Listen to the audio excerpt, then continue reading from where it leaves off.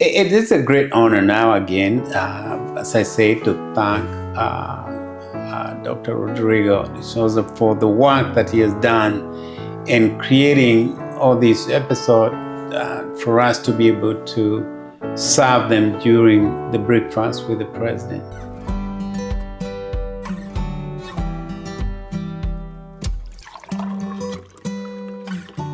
Thank you very much, Dr. Karanja. So we're back, and in this episode, we're going to talk about the future of Beulah Heights University. So, Dr. Karanja, as you look ahead, let's see over... Okay, just one question first. How long have you been the president of Beulah Heights? From 2004. January 2004. So it's been 22 years. About that, 22 about years. that, yeah. And the question is, how do you see, what opportunities do you see for Beulah Heights over the next decade? As I have been saying the last few weeks, that Beulah Heights is not constrained just like you see other institutions. They would want to make some changes, but they are so constrained because of how big they are. But for us, we can make adjustment as quickly as possible. We talked about we're going to start this fall, we're going to start offering a degree in training the inmates. That's a huge thing for me. That's a huge thing for me because that was what the founders wanted, the ministry to reach out to the people. These are the people who are already in jail. We have come out and agreed that we're going to be able to train them, and we have just received a memorandum of understanding by the state of Georgia to be able to train those inmates. And why are we emphasizing on that? Because United States and many other countries for many years, we have created a revolving door. You go to jail, you come out, then after 2 years or less than that, you go back to jail. We want to reform them. When they come out, they have degrees, or they have associate degree, or they have certificate to be able to support themselves when they are out here. And that is what is going to align even better with ministry and the marketplace. And Beulah Heights is going to be huge in the little things that we do. I'm so excited about that. Yeah, me too. I think Beulah Heights is building opportunities to equip people to be prepared for the future changes, providing opportunities, as you mentioned, for the prison program. You stated that sometimes they go back to crime because they have no opportunities. They're hopeless. And they the don't opportunities have anything. they are having in Beulah Heights is helping to provide that opportunity now. Exactly. So they'll be able to have other pathways in their lives. Rather than go back to the crime or just sit home hopelessly. Dr. Karanja, something came to my mind at the beginning. We were talking about 200 episodes. You mentioned 200 years. 200 years, we're probably not going to be here anymore. But, and then something occurred to me. One of the advantages of technology nowadays is because this is going to be available for people when Beulah Heights reach the 200 year. Right. Yes. But okay, even not thinking that far, but what message would you leave for a student, for a future student, someone who will still join Beulah Heights over the next years, over the next decade, over the next 20 years? What message would you leave for that person who is watching this 10 years from now? What would you like them to know about your legacy or about Beulah Heights nowadays and what we are trying to do for them? That's a great question. The question is very important because somebody will be watching us maybe 10 years from now, 20 years, 30 years from now. Just like we look at the minutes that were used by the people when they met to decide to start the school. And the value, why did they meet? And they believed God was there. What I also want people to think about that day is to understand that the mission of Beulah Heights is bigger than one person.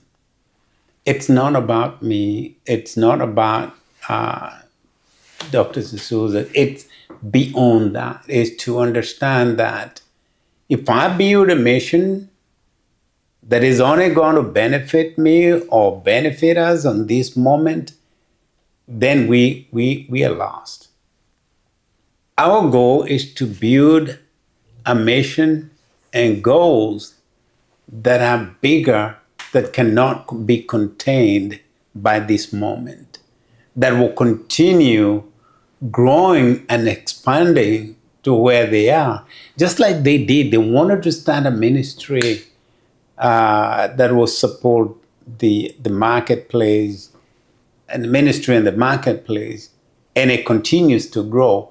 I want somebody who is listening today, whatever day it is that you're listening to this message, you're going to look at that and say, these people build a platform for us to continue another 100 years or another whatever years, to grow this institution to a better institution, to serve the people that come here, and to serve the people that they meet or they come across with.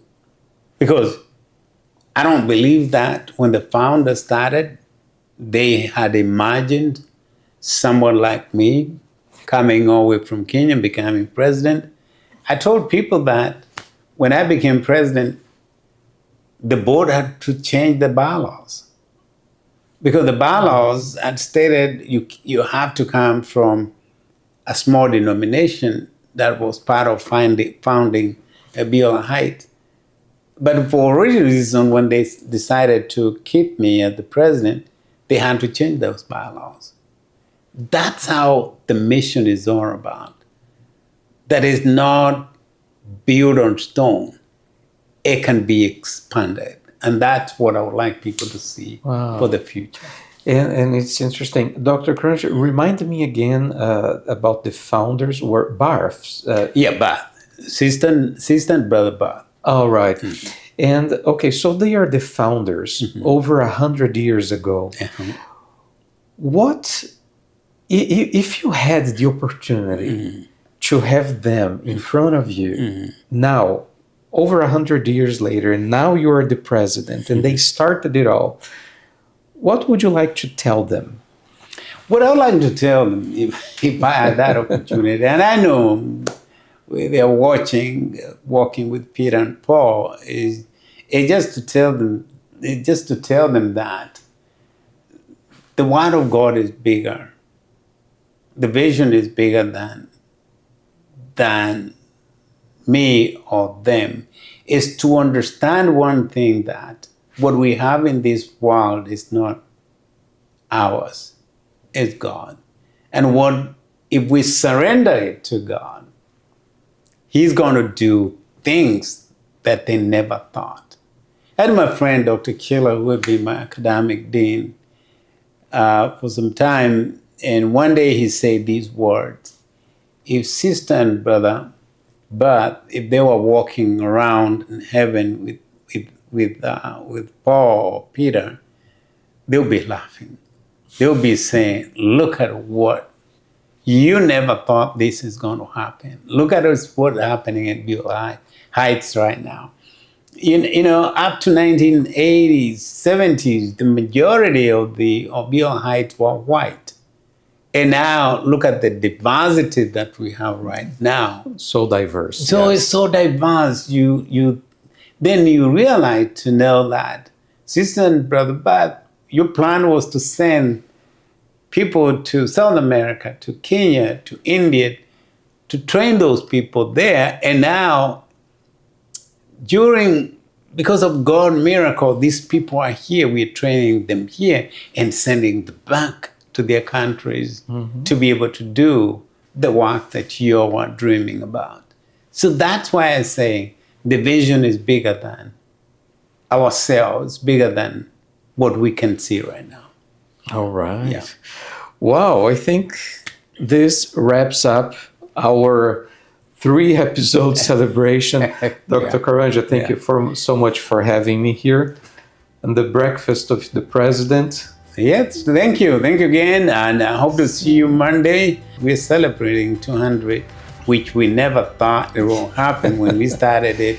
Yes. Again, I want to say thank you to Dr. Rodrigo Souza for the work that he has done and having this opportunity to be able to talk to you and also giving me time to be with you wherever you are. Thank you, and may God bless you, and see you soon.